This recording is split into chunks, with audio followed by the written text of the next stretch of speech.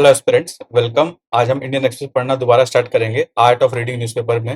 Directly आज का newspaper पढ़ना स्टार्ट करते हैं। ठीक है, आज का न्यूज़पेपर में पहला आर्टिकल जो है, आप लोग को पता होगा, सेक्सुअल हेरेसमेंट का चार्जेस लगा था। ये ब्रिजभूषण है, डब्ल्यूएफआई चीफ, उन पे जो कुछ केसेस फाइल किए गए थे by wrestlers, young wrestlers and general wrestlers, उन्होंने उनके संग हेरेसमेंट किया, उनको परेशान किया अलग अलग तरीके से।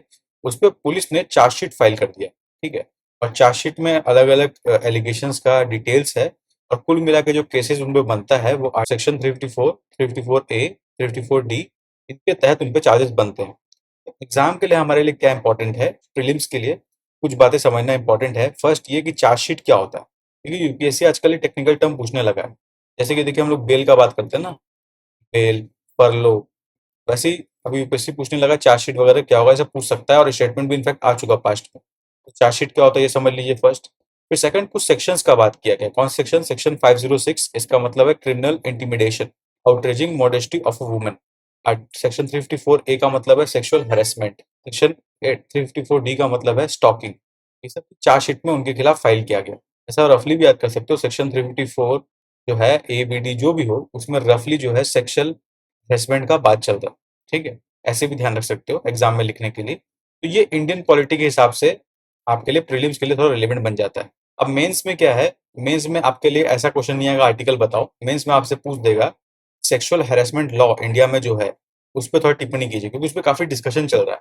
शायद आप लोग को ये बात पता होगा, एज ऑफ कंसेंट, ये बहुत टाइम से डिस्प्यूटेड है कि वुमेन का एज ऑफ कंसेंट जो है 18 होना चाहिए या 16 होना चाहिए, क्योंकि 16 टू 18 ईयर्स के एज में काफी सारे गर्ल्स और बॉयज जो है रोमांटिक रिलेशनशिप में आ जाते हैं। कई बार क्या होता है, ऐसे एंगेजमेंट का हमें पता चलने का पेरेंट्स जो है वो बच्चों के खिलाफ केस कर देते हैं अंडर पॉक्सो एक्ट, कि ये जो लड़का है उसने लड़की को फंसाया, ऐसा कुछ।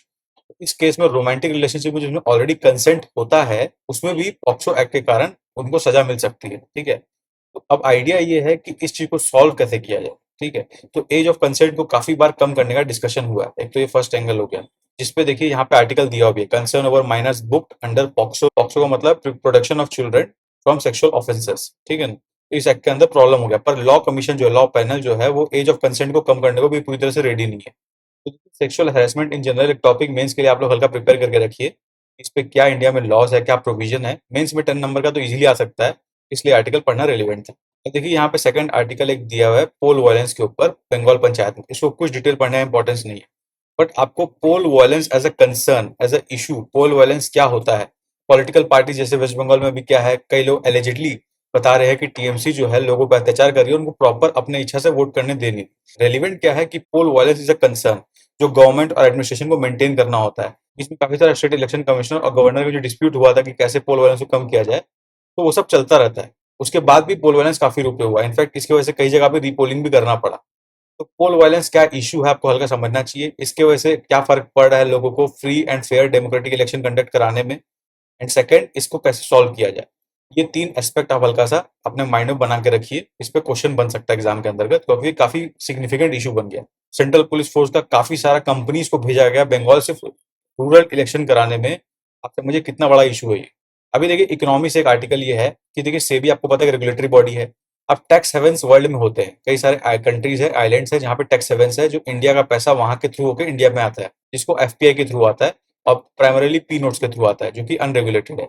सेबी अपने तरफ से इसको सॉल्व करने के लिए क्या कर सकता है कि एफपीआई का नॉर्म को रेगुलेशन को टाइटन कर सकता है, जो सेबी ने ऑलरेडी कर दिया।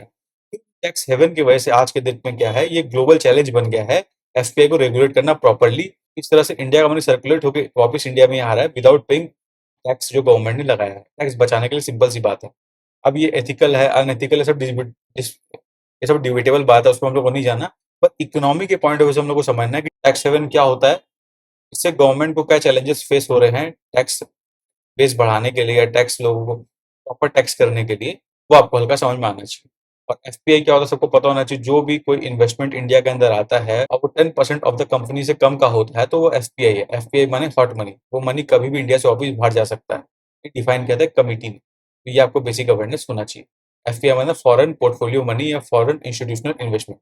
अब देखिए, एक आर्टिकल है एफसीआई के ऊपर, food corporation of India. Economy में, एग्रीकल्चर में, या फिर आप बोलो फूड प्रोसेसिंग में, या फिर फार्मर्स इनकम में एफसीआई का बहुत सिग्निफिकेंट रोल रहता है। तो एफपीआई ने एक न्यू इनिशिएटिव लिया था कि राइस और वीट को ई ऑक्शन करेंगे।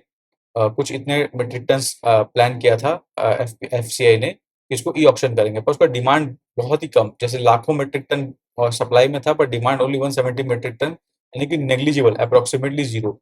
तो इसके बाद अब गवर्नमेंट क्वेश्चन कर रही है कि सिंस एक तरह का ओपन मार्केट सेल था, इसके स्कीम में फिर कुछ दिक्कत है, तो इसको हम लोग को टिंकर करना पड़ेगा ताकि बेटर हम लोग मार्केट को सर्व कर सके according to the need. Exam के लिए रिलेवेंट क्या है कि एफसीआई का स्टॉक हमेशा से इंडिया के लिए प्रॉब्लम रहा है। एफसीआई में कई बार एक्स्ट्रा स्टॉक बन जाता है, उसको एफसीआई कुछ नहीं कर पाता, उसको खाली करने के लिए एफसीआई बहुत अथाह प्रयास करता रहता है अलग अलग स्टाइल से। उसमें एक प्रयास ये था ई ऑप्शन वाला, जो भी सक्सेसफुल ज्यादा नहीं हुआ। इस कंटेक्स्ट आपको अवेयरनेस रखना है कि एफसीआई का जो स्टॉक अवेलेबल होता है उसको गवर्नमेंट को बेचने में या बाहर निकालने में हमेशा कष्ट झेलना पड़ता है। इसके कारण जो अन्न है, यानी कि व्हीट और राइस जो है वो सड़ता रहता है एफसीआई के गोडाउन में पड़े पड़े।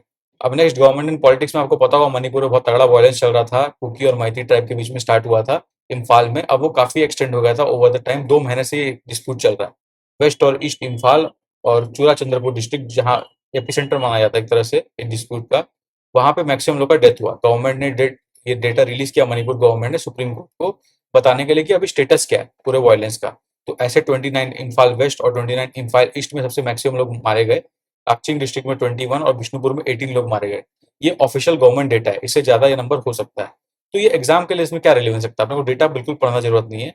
अपने को ये समझना है, देखिए मणिपुर में क्या हो रहा है, जो हो रहा है वो है ethnical violence. Ethnical violence between two groups, Kuki and Meitei. Ethnical violence जो है, इसके ऊपर एक 10 मार्क का क्वेश्चन बन सकता है कि इंडिया में एथनिकल वायलेंस का क्या इम्पैक्ट है, एथनिकल वायलेंस क्या होता है। तो नॉर्थ ईस्टर्न स्टेट में मेनली देखा जा रहा है, इसका क्या इम्पैक्ट पड़ा, उसमें मणिपुर पे तो इम्पैक्ट पड़ा ही, साथ साथ में नेबरिंग स्टेट जैसे कि मिजोरम, उस पर भी इम्पैक्ट पड़ा। तो इस कंटेक्स्ट में आपको ये हल्का अवेयरनेस होना जरूरी है, इस वायलेंस का इस तरह इम्पैक्ट पड़ता है। सिंपल सोचिए, आपका आंसर पता है जो मैंने डिस्कस किया, उसको बस पॉइंट में लिख लीजिए, एज सिंपल एज दैट। ये इंटरनल सिक्योरिटी के पॉइंट ऑफ व्यू से इंपॉर्टेंट है मेंस के लिए। अभी देखिए राज्यसभा पोल्स होने वाला है, तो टीएमसी अपने कुछ कैंडिडेट चॉइस किए हैं। गुजरात से जो अपने फॉरेन मिनिस्टर उन्होंने नॉमिनेशन फाइल किया है, और ऐसे ही कुछ लीडर्स का नाम दिया है जो राज्यसभा पोल के लिए कंटेस्ट कर रहे हैं। एग्जाम के लिए कुछ भी इंपॉर्टेंट नहीं है, एग्जाम के लिए खाली ये जानना है कि राज्यसभा जो इलेक्शन होता है वो एवरी 6 ईयर्स होता है। इसमें 1/3 मेंबर्स जो है वो कंटेस्ट करते हैं इलेक्शन। और एक अवेयरनेस ये हो सकता है कि राज्यसभा इलेक्शन जो है कैसे होता है, इलेक्शन का मेथड क्या first pass the post system है या प्रोपोर्शनल रिप्रेजेंटेशन मेथड है, सिंगल ट्रांसफरेबल वोट है, ओपन बैलेट से होता है या क्लोज बैलेट से होता है। ये जानकारी आपको होना चाहिए अबाउट राज्यसभा इलेक्शंस। एग्जाम में प्रीलिम्स में बिल्कुल स्टेटमेंट बन सकता है, तो इसलिए ये रेलिवेंट रहता है। फिर एक और है कि इंडिया डिसाइड कर रहा है कि जो पहला आईआईटी कैंप मद्रास का कैंपस बनेगा फॉरेन में, जंजीबार में बनेगा, उसमें फीमेल डायरेक्टर बनेंगे। उसका 2 माइलस्टोन आपको याद रख सकता है कि पहला कि एक इंडियन का प्रीमियर इंस्टीट्यूट जो है इंडिया के बाहर कैंपस खोल रहा है फर्स्ट, और सेकंड फीमेल डायरेक्टर लीड करेंगी उसको, वो पहला ऐसा इंस्टीट्यूट होगा इंडिया का। ये दोनों जानकारी आप कोट कर सकते हो मेनली एथिक्स में या ऐसे में, ये आपको काम आ सकता है। अब एग्जाम के लिए अगला आर्टिकल हम लोग को जो पढ़ना है, देखिए ये जो है अभी पूरे नॉर्दर्न पार्ट ऑफ इंडिया में काफी भयंकर बारिश हुआ है। इसमें हिमाचल, उत्तर प्रदेश, राजस्थान, काफी सारे स्टेट में, हरियाणा में, पंजाब में, कई ऐसे स्टेट में भयंकर बारिश की वजह से बाढ़ का माहौल बन गया, काफी चीज डूब गई। हिमाचल में तो काफी भयंकर लॉसेस हुआ, देखिए 4 जगह प्रॉपर्टी तहस नहस हो गया। आपके लिए एग्जाम के लिए क्या समझना, ज्योग्राफी के पॉइंट ऑफ व्यू से लैंडस्लाइड्स क्या होता है, फ्लैश फ्लड्स क्या होता है, रेन जो है इंडिया में कैसे आती है, मानसून का क्या इम्पैक्ट है इंडियन सोसाइटी पे, वो वाला एस्पेक्ट हल्का आपको समझना चाहिए। क्योंकि बाढ़ ग्रस्त से काफी लोग ग्रस्त हो जाते हैं, बेघर हो जाते हैं, काफी सारी पब्लिक प्रॉपर्टी जली कचरा हो जाती है। तो ये जानकारी आपको होना चाहिए, बाकी कोई भी डिटेल एग्जाम के लिए रिलेवेंट नहीं है, बस ये कंटेक्चुअल जानकारी आपको होना चाहिए। फिर देखिए डिफेंस का 2-3 न्यूज है कि पहला, इंडिया एलएनटी जो है वो स्पेन के संग एग्रीमेंट साइन कर रही है। स्पेन का फर्म है नवंशिया, उसके संग नेवी सबमरीन्स बनाने का प्लान है। अगर किसके अंदर हो रहा प्रोजेक्ट, ये प्रोजेक्ट 75I के अंदर हो रहा है, 75-1 बोल लो, 75I बोल लो। 6 एडवांस डीजल इलेक्ट्रिक सबमरीन हम लोग बनाएंगे। फर्स्ट बात ये, तो प्रोजेक्ट 75-1 या आई क्या होता है ये आपको पता होना चाहिए। सेकंड, इसमें और एक टाइप का सबमरीन का बात किया गया, एस-80 क्लास सबमरीन, जो P-75I है, ये इसके इस सबमरीन के स्टाइल में बनेगा, जो ऑलरेडी स्पेनिश नेवी के पास अभी जाने वाला है, अभी ट्रायल फेज में। थर्ड आपको पता होना चाहिए स्कॉर्पियन क्लास सबमरीन के बारे में। ये कलवारी क्लास सबमरीन और स्कॉर्पियन क्लास सबमरीन जो है इंडिया ने ऑलरेडी बना लिया विद द फ्रांस, तो वो उसके बारे में भी क्वेश्चन प्रीलिम्स में आ सकता है। फिर नेक्स्ट देखिए वर्ल्ड पेज को फटाफट देख लेते हैं, क्योंकि इसमें तो कुछ ऐसा टेंजिबल इंपॉर्टेंट चीज है नहीं। नाटो समिट क्या होता है पता कर सकते हो, नाटो के मेंबर्स कौन कौन है रिवाइज कर सकते हो प्रीलिम्स के लिए। जर्मनी ने कुछ ट्रूप सेंड किया ऑस्ट्रेलिया की तरफ, अपना फोकस जो जर्मनी है वो शिफ्ट कर रहा है इंडो पैसिफिक की तरफ। ये इंटरनेशनल रिलेशन का टेंजिबल डेवलपमेंट है। तो Indo Pacific is a growing hotspot in the international arena, तो इसके बारे में आपको क्वेश्चन बन सकता है, पास्ट में बना भी है। अब इकोनॉमी के ऊपर हल्का अपडेट ये है, कुछ कुछ म्यूचुअल फंड के बारे में कि बहुत ज्यादा पैसा आ गया म्यूचुअल फंड के अंतर्गत। पॉजिटिव मार्केट टेंडेंसीज बता रहा है, एग्जाम के लिए नॉट रेलिवेंट। एग्जाम के लिए वाला रेलिवेंट है कि नेट डायरेक्ट टैक्स जो कलेक्शन है इंडिया का वो 16% बढ़ गया है अभी तक। जुलाई 9 तक 4.75 लाख करोड़ हम लोग को ऑलरेडी हम लोग कलेक्ट कर चुके हैं। बस नेट डायरेक्ट टैक्स बढ़ गया, ये ट्रेंड आपको हल्का अवेयरनेस होना चाहिए। फिर आपको अवेयरनेस होना चाहिए CBIC, central board of indirect taxes जो है, अब इसने कुछ एसओपी जारी किया है। इलेक्शंस में क्या है, बहुत सारा फ्री में लोग देते हैं ना कि आप फ्री में ये सामान मिल जाएगा, इलेक्ट्रिसिटी फ्री में, बिजली फ्री में, पानी सब देंगे फ्री में। और प्लस लोगों को लिकर या ऐसे टेम्पटेशन देके वोटर्स को ल्यूर करते हैं। ये सबको जानते हैं चुनाव में वोट कैसे करते हैं लोग, लालच देके। तो वो लालच कम से कम किया जा सके, इसके लिए सीबीआईसी ने एसओपी जारी किया है, ताकि प्रिवेंटिव विजिलेंस मैकेनिज्म पे सीबीआईसी काम कर सके। अगर प्रॉपर्ली प्रॉपर्ली इनडायरेक्ट टैक्सेस और कस्टम्स काम करे तो फ्रीबीज और जो लीकर वाला चीज है उसको कंट्रोल किया जा सकता है। तो ये यहाँ पे मेंशन किया गया है। तो this you should be aware of, CBIC ऐसा काम ले रहा है। तो आपको अगर क्वेश्चन है फ्रीबीज के ऊपर कि कैसे इलेक्शन को फ्री एंड फेयर बनाया जाए, तो उसके लिए फ्रीबीज को कम करना एक इंपॉर्टेंट पार्ट है, उसमें सीबीआईसी ने एक स्टेप लिया।